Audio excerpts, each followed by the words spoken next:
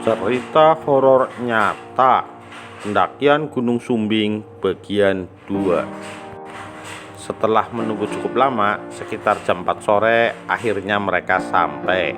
Aji langsung merebahkan dirinya di dalam tenda yang sudah kulepas framenya, tinggal dilipat saja.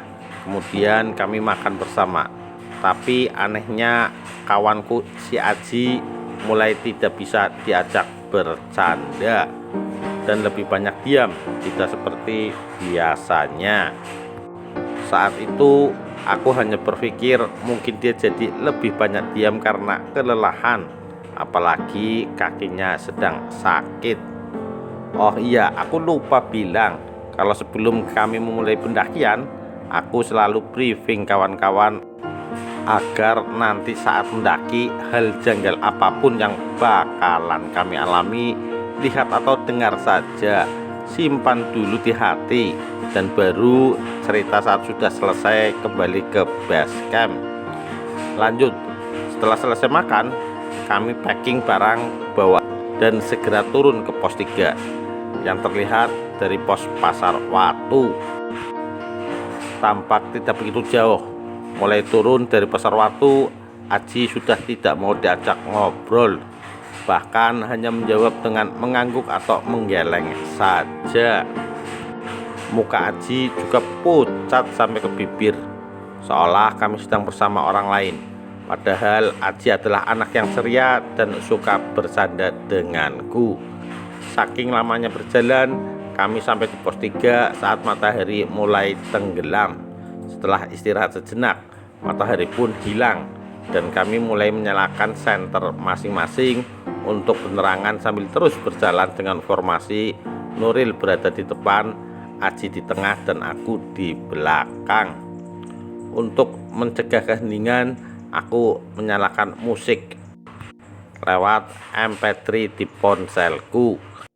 Setiap kami beristirahat, kami harus menunggu 3-5 lagu selesai, baru Aji mau diajak jalan lagi. Itu pun dia selalu berusaha tidur, sampai sesekali harus kutampar pipinya agar kesadarannya tetap terjaga. Kami turun pada hari Minggu, tapi tidak ada satupun pendaki yang naik atau turun yang kami temui selama perjalanan turun ke pos 3.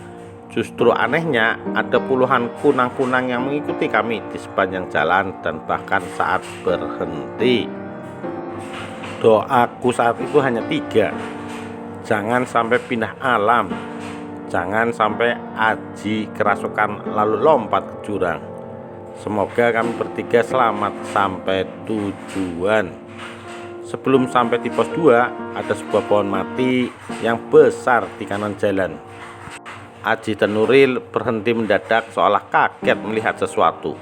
Bahkan Nuril langsung berbalik badan menatapku dengan wajah sangat ketakutan. Aku pun sebenarnya sangat takut, tapi aku harus jadi penenang mereka berdua. Kusorot seluruh sisi menggunakan senter sambil berkata, "Ngopo toh kowe iki? Ayo ndang mlaku wae, wong ra ono apa-apa kok." Dan kebetulan saat itu aku memang tidak melihat apa-apa. Singkat cerita, sampailah kami di pos 1 pada jam 10 malam. Di pos 1 kebetulan ada 2 orang tukang ojek. Disitulah Aji baru mengucapkan sebuah kata setelah diam saja sepanjang jalan. "Wis mlaku wae, rasa ngojek," ucap Aji. Dan seolah terhipnotis, aku malah mengiyakan tawaran Aji. Bodoh memang. Nuril yang sudah tidak tahan harus berjalan pelan pun memutuskan untuk jalan duluan. Aku berpesan untuk jangan terlalu jauh dan harus tetap kelihatan oleh kami berdua. Sedangkan aku dan Aji duduk di kayu mati pinggir jalan.